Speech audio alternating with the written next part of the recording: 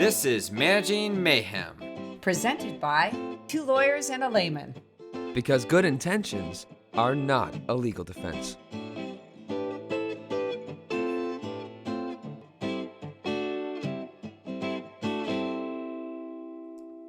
Welcome to Two Lawyers and a Layman. I'm Jeff, joined by Patty and Jack. Hey. Hello. Hey. How's it going, guys? Okay. What's How's it up? going, What's Jeff? up? Good. Today we're covering employees abusing bathroom breaks. Ooh.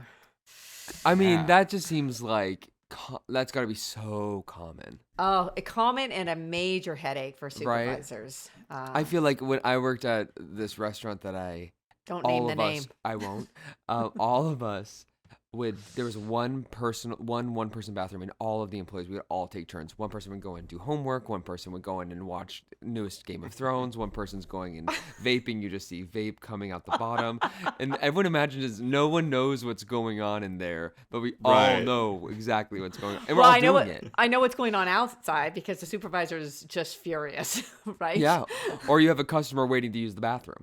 Oh, yeah, that's a problem.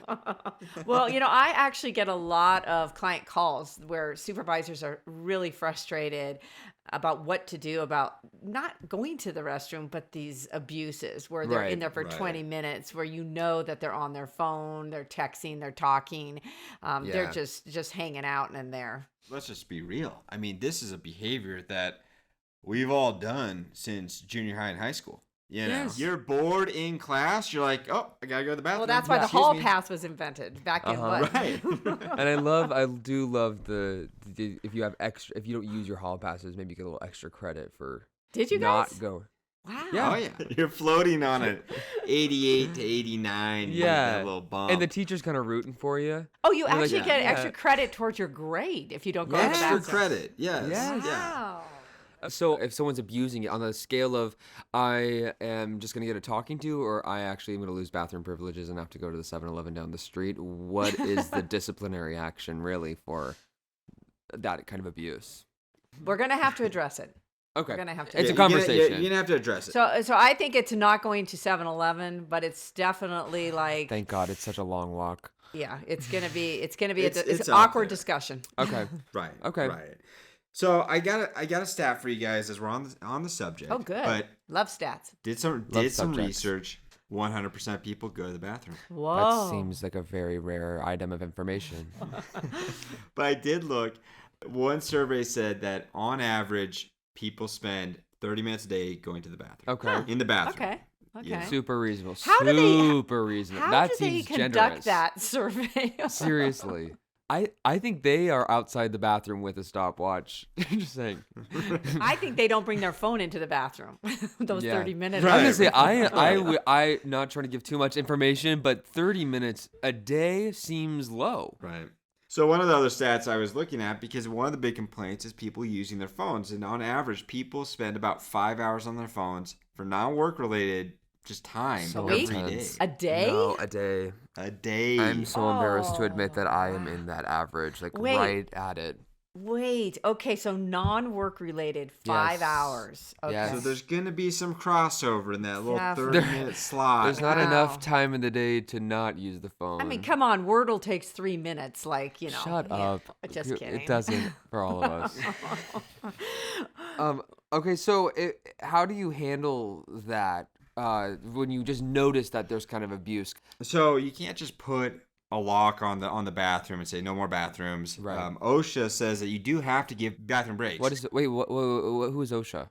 OSHA is in charge of workplace safety, and they came out and they said you have to provide clean bathrooms, enough bathrooms, and allow employees to use the bathrooms as needed. Very generous. But they did say that you can make sure that the employees aren't using them excessively. Okay. Taking excessive. Oh, bathroom another breaks. subjective word. Yeah, Excessive. excessive. Right. Yeah. Okay, so how do you improve?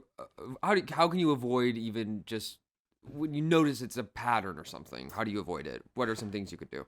Yeah, I think that the first thing you want to do is prevent the problem to begin with. I think that's Right. what, the Right. best management practices Get to do. ahead of it. And one of them is decide what you're going to do with cell phones. Cell Okay. phones, there is a huge correlation between people sneaking cell phones in the bathroom. It's and the reason to go to the bathroom. yeah, It's let's the be reason. honest. Yes. If you don't have a cell phone, you're In not going there. to probably be in there as long. No. So you need to look and whether you're going to allow cell phones on the work floor, because the cell phone is not just a problem in the bathroom. It's a problem at the workstation. People are texting, Right. calling. And so a lot of employers are saying, hey, when you're on the clock, you need to put it away, or you put it in a locker, or you put it somewhere else. You can't have it. You can't take it into the bathroom. So that's the first Okay. thing. Yeah, I mean, one thing I'd say as well is just don't put any reading materials in the bathroom. Oh my gosh. Right? Like Oh. take out magazines. Always just so weird to see when you go in there. It's paper, it's absorbent. I mean, if we're worried about infection control, keep the materials out. I mean, I think that's a great Okay. suggestion. Another thing is just to remind people gently through communications and email that the bathroom's not a hangout spot. It's not for socializing. And then also, if you're seeing a pattern of abuse, the first thing to do, rather than that one-on-one awkward conversation, is just send out a gentle reminder to people that some people, Right. we shall not mention their names, are abusing non-essential bathroom breaks. I hate those emails. I always feel so guilty. Like, did I do it? And I'm like, I didn't. But I think they're good. I think they're effective. They are, because though. They get you thinking. They're very passive aggressive. yeah. And then it becomes a slight witch hunt of like, who is using the bathroom break?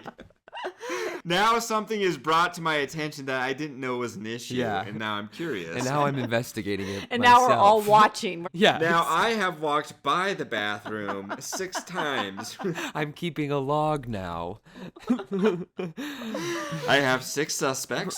What are you writing? Nothing. Notes. Work. Okay, so if you do all of that stuff, but one person keeps doing it, then how do you discipline that one person, or how do you deal? Well, that's a good question. You want to find out how you know about it. If it's a coworker complaining, saying, I actually hear them listening to Game of Thrones in there, then you have some facts. Oh, good job.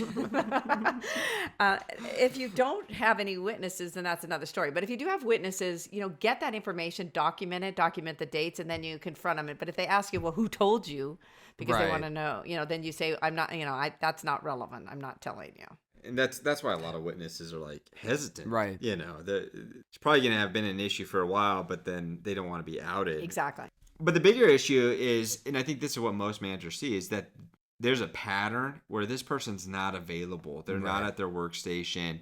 They're getting complaints from clients, or people are trying to get a hold of them. Yeah, and that's better, easier focal point, isn't it? Yeah, it's less Right. awkward. I mean, I think what you do is you look at how much time they're spending away from their desk, and you bring that to them if you're going to confront them, versus saying, hey, we noticed you were in the bathroom for 30 minutes, 6 times a day. That has a creepy Like, factor. back off, you perv. Right. They're immediately going to be like, You're sick watching how freak. long I'm in the bathroom? Right. Like, What's where do what's you wrong get? I mean, with they're gonna get very you? defensive. Maybe, Right. we should talk about you. The other thing is that combats the well, it's my time, or what's it to you? Right. I'm in the bathroom. Well, Yeah. it's it to me because we're paying you. You're on the clock, and we've already given you rest breaks and meal periods. So it actually is our issue that you're not working. Because and table that's- 4 ordered rotisserie chicken 20 minutes ago and it hasn't moved. Apparently, you have. Yeah. Well, my TikTok feed has moved, and I've learned how to do a different hairstyle and also how to bake bread. Yeah. I mean, normally you're going to have someone who's not at their workstation who's also going to be having productivity issues. You know what I mean? But sometimes you don't. That's on you. Yeah. You need to give them more work. Right. They're bored. Yeah. So. Exactly. Okay, so what if it's like, because people obviously abuse it, but then there are people who are going to have actual reason, maybe even medical reason, to go to the bathroom. Like if they need frequent breaks? How do you address that? I find typically that if someone has a medical condition such as like IBS or a urinary tract situation, I mean, I don't want to list all the medical since I'm Listen, I'm a doctor. You play doctors It on is- TV, Jack, but you're not. It is a urinary tract situation. So your sister who's a doctor would cringe at We the need her- urinary tract We situation. need her on the show. Bad. Get her on the pod. But basically, those people usually ask ahead of time and say, I need an accommodation. And then Right. you accommodate them. What you can't do is say, do you have some medical issue because you're going to the bathroom a lot? And do you have IBS? Do you have those would be illegal inquiries. You can't do that. Okay, so you can't just go up and ask No, someone. that's not okay. Now, if the person tells you I have a medical condition and that's why I'm going to the bathroom so often and so long, I would like supervisors to say, thank you for the information, but don't ask questions. Say, we're going to direct you to HR so they can discuss accommodations with you. Then you're going Okay. to contact HR, tell them that is really up for HR to discuss, not you. And Not then really discuss. Got it. So it's No. something that you don't discuss with management. You would discuss with HR, or if it is Yeah. brought up to you as a manager, you'd immediately refer to HR. Yeah, you better legally, you now are on notice. So legally you need to tell HR Okay. and you may need to accommodate this person if it doesn't cause an undue hardship. It's not a get out of jail free for them to be in there watching Game of Thrones. This is a situation very different where they're actually legitimately needed to use the restroom. But if you have a situation where someone's in there for other reasons or excessively using it, or you can hear things, or they're just gone from their workstation and they don't have a medical condition, then we discipline. Then we have that conversation. Right. What's likely going to happen is you're going to notice someone's in there for a long time. It's a pattern. And then you're going to approach them, say, hey, you're away from your workstation. This is a problem. Yeah. How can we solve this Right. issue? So like a Ted Lasso episode is what, 26 minutes? Right. And so, you're in there and I know that, we can hear Ted talking. But even if you can't hear, what's going to happen is the person's going to get defensive. Yes. They're going to immediately get defensive, saying, it's my time, it's my business, Right. I'm in the bathroom, thinking that's their get out of jail free card. And then you're going to say, well, you need to be productive. And I would say, no, it's actually my business and you're on the Right. clock and I'm paying you. I'd say my relationship with Handmaid's Tale is my business. And take your business elsewhere. I did. I took it to the bathroom. It's all on the clock. And so that's the problem. It's all on the clock, and then they may say, well, I have a medical condition. And you may know it's absolute BS that they don't, but you're not going to ask them. You're going to say, okay, we're going to send you to HR. Yeah. And then HR can go get the accommodation stuff and find out that they likely don't, because as Patty just said, most people who do are going to be up front and say, Hey, this is the hey, condition. actually, this is going on. This Right. is what's happening. But other than that, it's going to be a subject for discipline. And we want to start Yeah. out with an oral conversation with them, but then we're going to Right. lead to a written warning. And people do ultimately get fired because they're actually stealing time from the employer by just Exactly. not working. And so that's no Exactly. different than them just not showing up to work or leaving Yeah. in the middle of the day. So you need to address it early because guess what? A lot of workers leave an employment relationship because they don't like that you're not enforcing it and they're out there doing all the work. So I will say I have to apologize for all of the times that I abused the bathroom to my prior employer and mostly to my prior coworkers. I confess it was not the right thing to do. Okay, good. Do you feel better now? I Or do you have to go to the but bathroom? I need to go to the there's a new episode. I need to go to the bathroom. All right, well, thank you guys so much. So essentially what we've got from this is that you need to give bathroom breaks based on OSHA, OSHA, OSHA. And then also Always you can the Broadway limit, singer. and you can limit fun times in the bathroom with the ways that you guys discussed. But also there is medical accommodation, and that's a discussion to have with HR, right? Right. Tackle this problem early because it does become a problem. And so don't be afraid to do so, even though it's a sensitive topic. And we actually made the whole podcast without potty humor. Kind of. Did we? Yeah. And you're not alone. You're not alone. You're not Yeah, the it's super only common. manager who has to deal with this, because everyone does. We get this complaint all the time. So Okay. So stay well, strong and have that awkward conversation. Enjoy it. Relish it. Thanks, All right, guys, we'll talk for to you guys joining us later. today. Thank you. All right, bye. Bye. Managing Mayhem is presented by Management Northwest and Management Southwest and cannot be copied or rebroadcast without prior written consent. By listening to this podcast, you understand that we, or at least two of us, are lawyers, but we are not your lawyers. Therefore, nothing we say on the podcast should be taken as legal advice or considered to create an attorney-client relationship.